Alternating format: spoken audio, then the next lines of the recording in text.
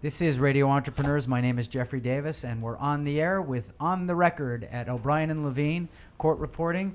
Sitting with me is my co-host for the week, Mark Z from Mark Z Legal Staffing and Longfellow Staffing. Welcome, Mark. Jeffrey, thanks for having me along for the ride. You're having the time of your life. I know you love this. This is like, there's nothing Mark likes better than talking to attorneys. He spends his life just talking to attorneys. Can you believe that? Where's the couch? Attorneys who are the best and the brightest at what they do, and Paul Harris, who's a partner at Burns Levinson, brings an expertise that I think our listeners will enjoy hearing about today, Jeff. Well, welcome, Paul. Well, thank you very much. Tell us about your practice. Well, first of all, it's a pleasure to be here, and thank you for the invitation. I am an attorney at Burns Levinson, which is a strong New England law firm, does a lot of business work, and we also have a private family group that does a lot of family law as well. And at Burns Levinson, they appreciate attorneys who have very specialized practices. And mine is what I like to say in the elevator pitch is trade regulatory work in the automotive industry. But I basically represent franchises. I also represent some large distributors in the industry as well, and also some franchisees. So that's what my practice is about. You've developed a niche representing a lot of key auto dealers all around, particularly New England and beyond. And what's interesting is, on one hand, you want to help them grow, and one of the parts as far as it grows is protecting them. Correct. And I know you really watch and if certain dealers come into certain territory and look out for your client.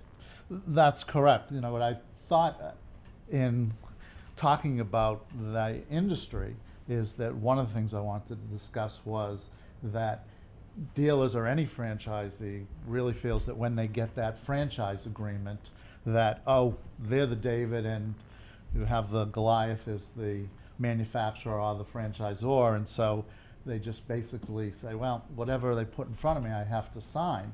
But my position has always been that even though you may not be able to negotiate that particular contract, that you really should understand what you're signing.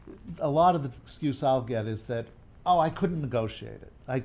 There's nothing I could do. I couldn't negotiate it at all. So whatever they put in front of me, I was going to sign. And unfortunately, when you go to court, that's not a good excuse. You'll Right. have a franchisee will come to you and say to you, all right, we're going to court now. Can I get out of this?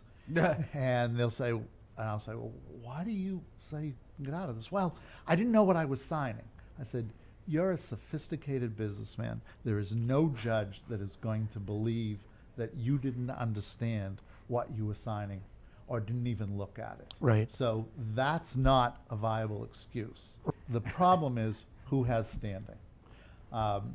The way the law is written is that the only one who would have standing is the Attorney General of Massachusetts to bring that claim, because there is no other Tesla dealer in Massachusetts. So there is no other Tesla dealer who could complain. And right. therefore, what should have happened in under 93B, the trade regulatory law, there is a provision that provides that the Attorney General can bring. It says may bring. That's the problem. It doesn't say shall, but it says may bring claims for unfair and deceptive practices. And I really do think that Tesla is an illegal dealership. I think the Attorney General should have brought the claim Right. because despite what some consumers may think, in fact, Tesla does not benefit the consumers. Interesting. So I think that the Attorney General should have taken a more aggressive stand on it, because the SJC, Supreme Judicial Court, did come down and say that it is an illegal dealership. However, no one had standing, and it would have only been the Attorney General.